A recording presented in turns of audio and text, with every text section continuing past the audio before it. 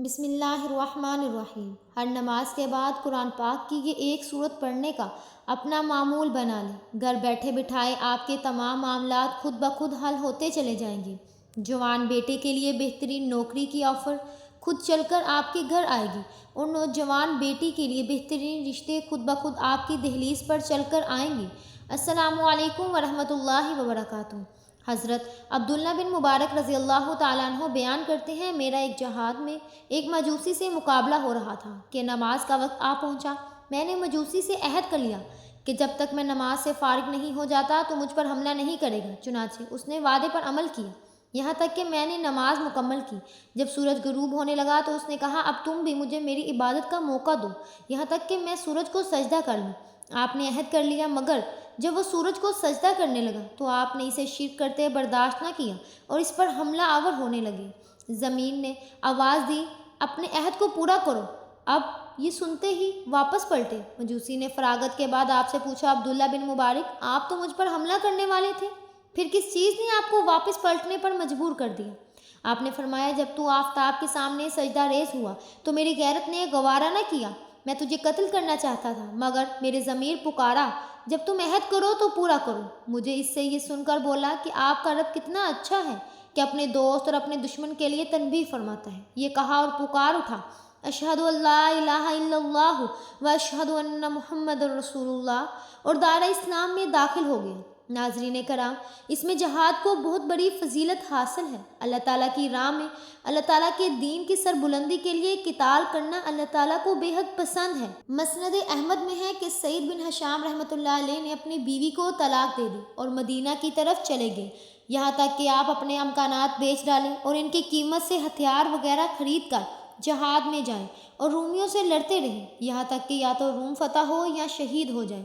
مدینہ شریف میں آپ اپنی قوم والوں سے ملے اور اپنا ارادہ ظاہر کیا تو انہوں نے کہا، سنو، رسول اللہ صلی اللہ علیہ وسلم کی قوم میں سے 6 شخصوں نے بھی ارادہ کیا تھا کہ عورتوں کو طلاق دے دیں، مکانات وغیرہ بیچ ڈالیں اور راہ اللہ کے لیے کھڑے ہو جائیں۔ نبی کریم صلی اللہ علیہ وسلم کو جب یہ معلوم ہوا تو آپ صلی اللہ علیہ وسلم نے ان سے فرمایا، کیا جس طرح سے میں کرتا ہوں تم اس طرح نہیں کر سکتے؟ خبردار ایسا نہ کرنا، اپنے اس ارادے سے باز آ جاؤ۔ یہ حدیث سن کر سید رحمۃ اللہ علیہ نے بھی اپنا ارادہ ترک کیا اور وہیں اس جماعت سے کہا کہ تم گواہ رہنا، میں نے اپنی بیوی سے رجوع کر لیا۔ اب سعید چلے گئے۔ پھر جب اس جماعت سے ملاقات ہوئی تو کہا کہ یہاں سے جانے کے بعد میں سیدنا عبداللہ بن عباس رضی اللہ تعالیٰ عنہ کے پاس گیا اور ان سے نبی کریم صلی اللہ علیہ وسلم کے وطر پڑھنے کی کیفیت دریافت کی تو انہوں نے کہا، اس مسئلے کو سب سے زیادہ بہتر طور پر سیدہ عائشہ رضی اللہ تعالیٰ عنہ بتا سکتی ہیں، تم وہی جاؤ اور ام المومنین ہی سے دریافت کرو اور ام المومنین سے ہی سنو۔ وہ ذرا مجھ سے کہہ جانا، میں حکیم بن افلا رضی اللہ تعالیٰ عنہ کے پاس گیا اور ان میں سے کہا کہ تم مجھے ام المومنین کی خدمت میں لے چلو۔ انہوں نے فرمایا، میں وہاں نہیں جاؤں گا، اس لیے کہ میں نے انہیں مشورہ دیا کہ آپس میں لڑنے والی جماعتوں یعنی سیدنا علی رضی اللہ تعالیٰ عنہ اور ان کے مقابلین کے بارے میں آپ دخل نہ دیجیے، لیکن انہوں نے نہ مانا اور دخل دیا۔ میں نے انہیں قسم دی اور کہا کہ نہیں، آپ مجھے ضرور وہاں لے چلیں۔ خیر بمشکل تمام وہ راضی ہوئے اور ان میں سے ان کے ساتھ گیا۔ ام المومنین رضی اللہ تعالیٰ عنہما نے حکیم رضی اللہ تعالیٰ عنہ کی آواز پہچان لی اور کہا، کیا حکیم ہے؟ جواب دیا گیا، ہاں میں حکیم بن افلا ہوں۔ پوچھا، تمہارے ساتھ کون ہے؟ کہا، سعید بن حشام۔ پوچھا، حشام کون؟ عامر کے لڑکے؟ کہا، ہاں عامر کے لڑکے۔ تو عائشہ رضی اللہ تعالیٰ عنہما نے عامر کے لیے دعائے رحمت کی اور فرمایا، عامر بہت اچھا آدمی تھا، اللہ تعالیٰ اس پر رحم کرے۔ میں نے کہا، ام المومنین مجھے بتائیے رسول اللہ صلی اللہ علیہ وسلم کے اخلاق کیا تھے؟ آپ نے فرمایا کہ تم قرآن نہیں پڑھتے؟ میں نے کہا، کیوں نہیں؟ فرمایا، بس نبی کریم صلی اللہ علیہ وسلم کا خلق قرآن تھا۔ آپ مجھے اجازت مانگنے کا قصد کیا، لیکن فوراً ہی یاد آ گیا کہ رسول اللہ صلی اللہ علیہ وسلم کی رات کی نماز کا حال بھی دریافت کر لوں۔ اس سوال کے جواب سے فرمایا کہ تم نے سورۃ مزمل نہیں پڑھی؟ میں نے کہا، ہاں پڑھی ہے۔ فرمایا، سنو، اس سورت کے اول حصے میں قیام اللیل فرض ہوا اور سال بھر تک نبی کریم صلی اللہ علیہ وسلم اور آپ صلی اللہ علیہ وسلم کے اصحاب رضی اللہ تعالیٰ عنہما تہجد کی نماز بطور فرضیت کے ادا کرتے رہے یہاں تک کہ قدموں پر وام آ گیا۔ 12 ماہ کے بعد اس صورت کے خاتمے کی آیت اتری اور اللہ سبحانہ تعالیٰ نے تخفیف کر دی، فرضیت اٹھ گئی اور عملی صورت باقی رہ گئی۔ میں نے پھر اٹھنے کا ارادہ کیا، لیکن خیال آیا کہ وطر کا مسئلہ بھی دریافت کر لوں، تو میں نے کہا ام المومنین، نبی کریم صلی اللہ علیہ وسلم کے وطر پڑھنے کی کیفیت سے بھی آگاہ فرمائیے۔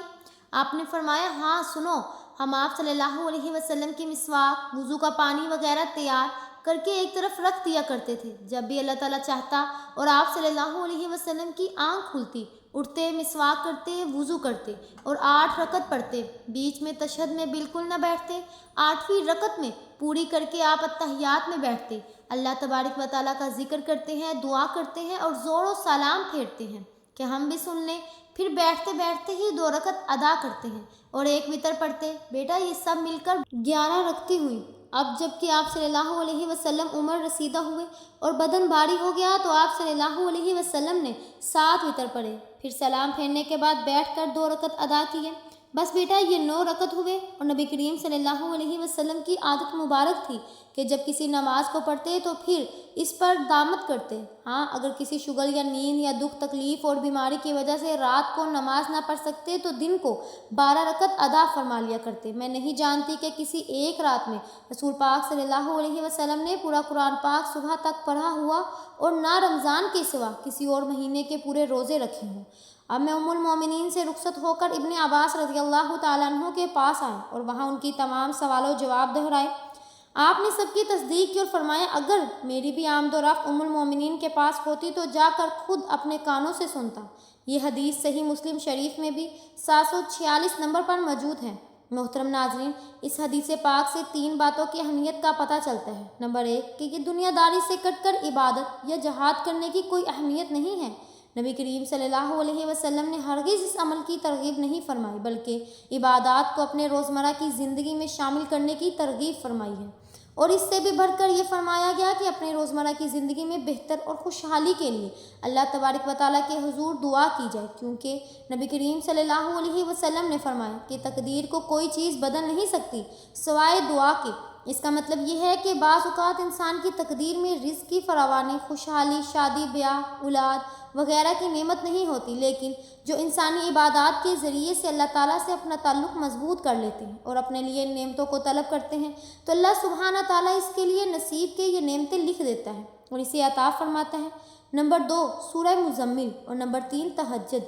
تہجد کی نماز علماء کرام اور بزرگان دین نے سورہ مزمل کی بہت بڑی فضیلت بیان فرمائی ہے۔ یہ سورت کشف و قلوب یعنی دل کی کشادگی کے لیے، ہر طرح کی نظر بد سے حفاظت کے لیے، ہر قسم کی پریشانی سے نجات کے لیے، اولاد صالحہ کے لیے اور روزگار میں کشادگی کے لیے، برکت کے لیے، روزگاری کے لیے اور قرض سے نجات کے لیے، کسی بھی قسم کے مقدمے سے خلاصی پانے کے لیے اور اس عمل کے لیے تہجد کے وقت میری آنکھ کھل جائے، ان تمام حاجات کے لیے سورہ مزمل کا وظیفہ بار بار آزمودہ ہے۔ اس کے علاوہ مرحومین کے ایصال ثواب کے لیے اور جو جوان اولاد کی ترقی کامیابی کے لیے بھی سورت کا عمل انتہائی مجرب ہے۔ جو لوگ ہر نماز کے بعد صرف 1 مرتبہ سورہ مزمل کی تلاوت کرنے کی عادت اپنا لیتے ہیں تو ان کے دن بھر کے تمام کام اللہ تعالیٰ کی رحمت اور برکت سے ان کے گھر بیٹھے بٹھائے ہونے لگتے ہیں۔ لوگ خود بخود چل کر ان کے پاس آتے ہیں اور ان کے معاملات بطریقے احسن سر انجام پاتے ہیں۔ لیکن اس سورہ مبارک کو اپنی روزمرہ زندگی کا معمول بنا لیں، انشاءاللہ اس کی برکات بہت جلد آپ تک پہنچنا شروع ہو جائیں گی۔ یہاں تک کہ سورہ مزمل زبانی یاد نہ ہو تب تک دیکھ کر پڑھیے، لیکن یاد کرنے کی بھی کوشش کرتے رہیں اور روزانہ زیادہ نہیں تو 1 لائن ضرور یاد کرتے رہیں۔ انشاءاللہ کچھ ہی دنوں میں یہ سورت آپ کے دل میں محفوظ ہو جائے گی اور پھر آپ کو اس کی تلاوت کا اور بھی زیادہ لطف حاصل ہونے لگے گا انشاءاللہ۔ آج کے دور کا سب سے بڑا مسئلہ اولاد کی کامیابی ہے اور اولاد کے لیے والدین بے حد پریشان رہتے ہیں۔ بہت سے لوگوں کے پڑھے لکھے بچے بچیاں آج کل قابل قدر ملازمت نہ ملنے کی سبب سے چھوٹی موٹی ملازمت کرنے لگتے ہیں، پھر کوئی چھوٹا موٹا کاروبار کرنے پر مجبور ہو جاتے ہیں۔ ایسے والدین کے لیے بے حد فوائد کا حامل ہے۔